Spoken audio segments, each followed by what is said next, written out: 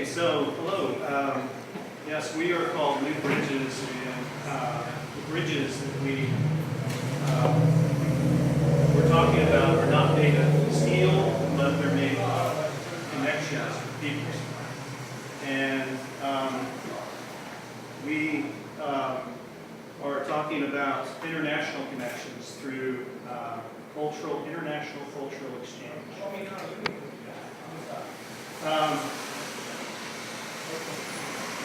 We need international cultural exchange in Louisville because, as you know, we are a landlocked city. We are a city that has the USA all around us. And we need to have connections outside to other places on a regular basis as much as possible. So that's what we are about, is fostering those connections.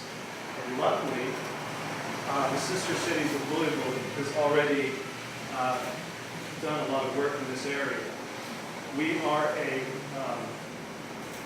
we're an initiative of the sister cities of Louisville, and sister cities has got started back in the Eisenhower administration.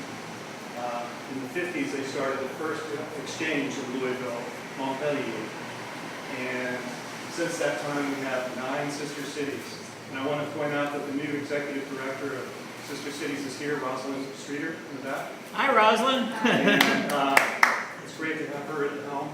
She just started last month.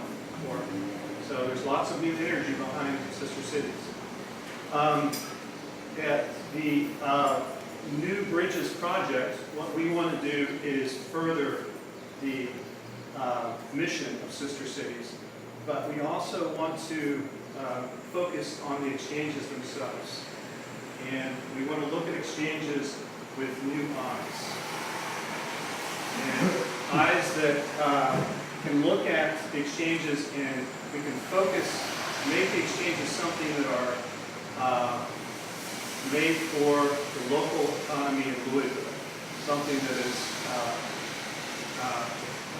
looking at the Louisville local economy, the local culture, and taking that into consideration in a new way. And I'll give you some examples. We want the exchanges that we're talking about to become part of the fabric of the city, in that people will know about them and be proud of them and wear them as badges of pride, because they're part of the culture of the city. How do we do that? Well, we have to start with the exchanges themselves. And the exchange from the youth bill earlier is a great example. Something like that takes our real city, Louisville, into consideration and makes something very, very unique. And we have a lot of guidelines for making these kinds of exchanges, taking the local culture into consideration. Some of these exchanges are going to be oriented toward tourism, as you'll see, and others are not. We're going to incorporate homestays and build a homestay network. That's an important factor. Have interaction between locals and the guests, and metrics in place to show the economic and educational benefits there.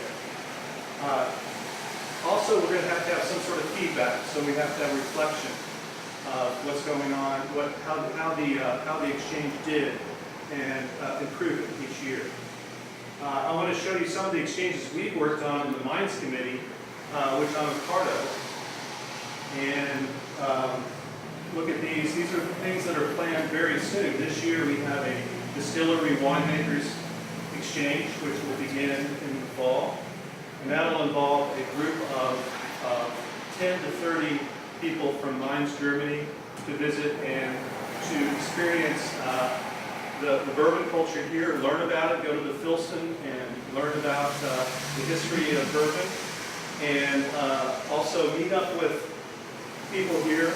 And perhaps if it's in the fall, they can go to something like Resurface or something like that as well, so that they really get drawn into the culture here for that week that they're here.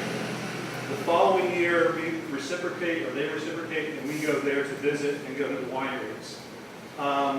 Another one we have here is an Instagram exchange. This one's easier to do because it doesn't involve physically traveling somewhere, but taking pictures, for example, between